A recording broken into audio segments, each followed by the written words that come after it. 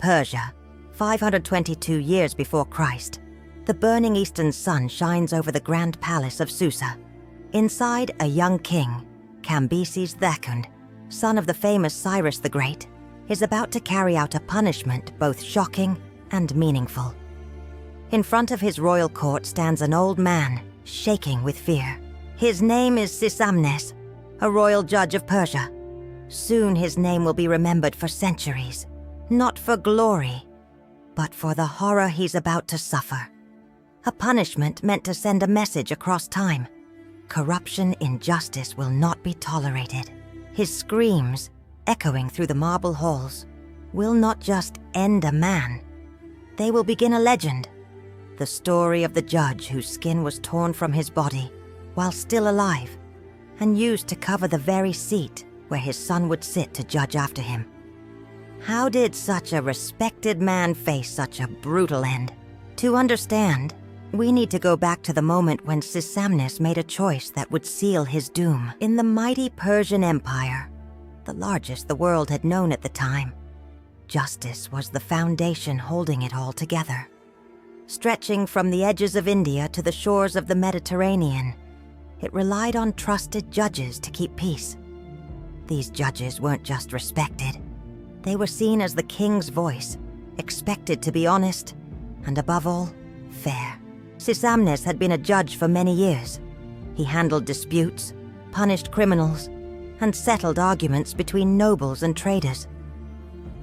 People looked to him for fairness, and in turn, the empire expected him to be clean from bribes or influence. But like in many stories of power, temptation crept in. According to Herodotus, the ancient Greek writer often called the first historian, Sisamnes gave in to that temptation. In one case, two Persian noblemen argued over land. One knew his case was weak, so he offered Sisamnes a bag full of gold in exchange for a ruling in his favor. The judge took the bribe and gave an unfair decision, believing perhaps that King Cambyses, busy fighting wars and ruling such a vast empire, wouldn't notice this small case. But empires don't run without ears in every corner. One of the scribes at the hearing was secretly loyal to the man who lost the case. This scribe collected proof of the bribe and delivered it straight to the king, who had just returned from conquering Egypt. Cambyses, too, was not the forgiving type. His father, Cyrus the Great, had been seen as a fair ruler. But Cambyses wanted to show he was strong, capable, and that no one would defy his rule, especially not in his courts. When Cambyses saw the proof, he acted fast. Sisamnes was arrested and brought before the court. This time, he would not be the judge. He would be the judged. The king himself sat as the head of the trial, with the whole court present. Everyone was watching. The message was loud and clear. Even judges would face judgment, and no one would escape it. With evidence laid bare and witnesses confirming the crime, Sisamnes admitted to taking the bribe. But instead of softening the king's heart, the confession made it worse. It showed that corruption had spread to the very place where justice was supposed to live. Cambyses delivered the sentence himself, death by flaying, and not behind closed doors, but in front of the court and the public. The punishment would be slow, painful, and very visible. But that wasn't all. In a chilling twist meant to teach a lifelong lesson, the king added another order. Sisamnes' skin would be used to cover the chair where his son, Otanes, would now sit to judge in his place. The day of the execution came, and the palace courtyard was filled.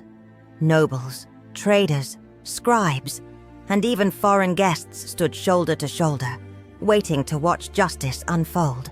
Sisamnes, chained and humiliated, was brought into the center. A wooden table had been set up surrounded by braziers to heat the executioner's blades. This was not a rushed killing. The Persian way of flaying was coldly methodical. It was designed to keep the person alive as long as possible, while their skin was slowly removed. They poured hot water over his body to soften the skin. Then, using tools like spatulas, they began their awful task, carefully pulling the skin away inch by inch from his back, arms, chest, and legs. His screams filled the air. Some in the crowd fainted. Others looked away, unable to watch. But Cambyses didn't flinch. He sat still and watched, making sure the punishment was seen and remembered. It took hours. When death finally came, it was from shock, bleeding, and the body's inability to hold heat or fluids without skin. Herodotus tells us that Sisamnes stayed conscious for much of the horror, fully aware that his own flesh would become part of the chair his son would sit on. Afterward, his skin was salted and preserved, just like animal hides are turned into leather. The skin was then stretched over the judge's chair, now a symbol of terror and lesson combined. Otanes, his son, took the seat. To modern minds, the idea is unbearable. A son forced to sit on his father's skin every day. But to the Persians, this was more than cruelty. It was a message.